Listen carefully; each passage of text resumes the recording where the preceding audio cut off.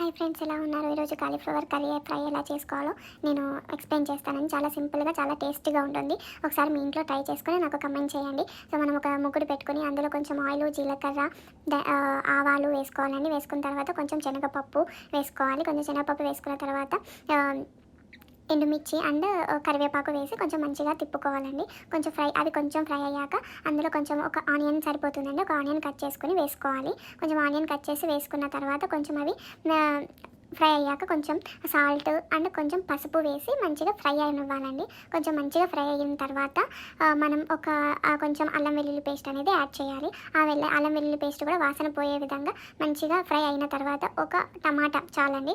ఒక టమాటా కట్ చేసుకొని వేసుకోవాలి. ఆ టమాటా కొంచెం మగ్గడానికి నేను ఒక మూత పెట్టుకుంటున్నాను.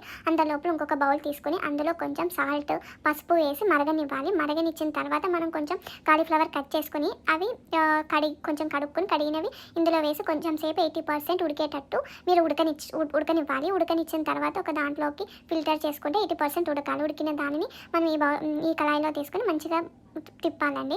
తిప్పిన తర్వాత దాంట్లో కొంచెం ఏం చేస్తారంటే కారం యాడ్ చేయాలి.